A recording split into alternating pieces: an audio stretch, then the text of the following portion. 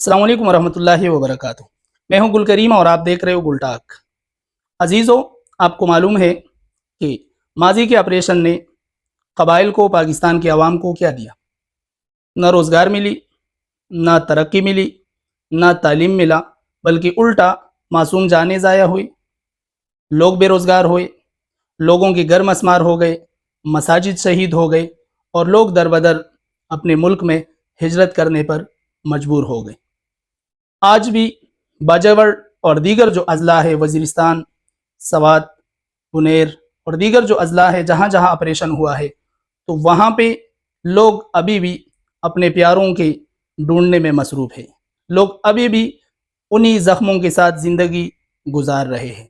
लोग अभी भी बदअमनी का वो जो सूरत था उनके दिमाग पे है। लोग अभी भी ज़हनी मरीज़ बन चुके हैं। तो इसी हालात में न्यू ऑपरेशन, एक और ऑपरेशन की तरफ जाना, मुल्क और कौम इसका मुतहम्मिल नहीं हो सकता।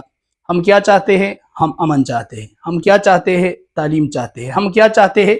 अपने चोटों के लिए और पाकिस्तान के मुस्तकबिल के लिए हम तरक्की चाहते हैं, हम रोज़गार चाहते हैं। तो इसी हवाले से कल बरोज़ इतवार 24 अगस्त सपहर 3 बजे सब लोगों ने आना है। अमन पासून के हवाले से वहाँ तमाम पख्तून बरादरी के लोग इंशाअल्लाह मौजूद होंगे और दीगर अक़वाम भी उसमें शिरकत करके पख्तूनों और कबाइलों को ये बावर कराए कि अमन सिर्फ आपका मसला नहीं है, बल्कि अमन हमारा मुश्तरका मसला है।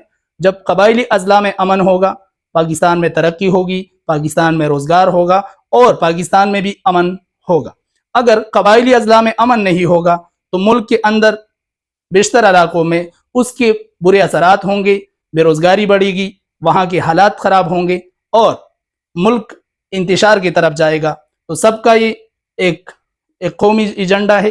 सारे कौमें मिलकर पख्तूनों की इस पासून में शिरकत करे और कबाइल को ये बावर कराए कि अमन और जो मसला है जंग, ये सिर्फ आपका नहीं बल्कि पूरे पाकिस्तानियों का मुश्तरका मसला है। और मैं उम्मीद करता हूँ कि इंशाअल्लाह तमाम अक़वाम मिलकर पख्तूनों की इस पासून में शिरकत करेंगे।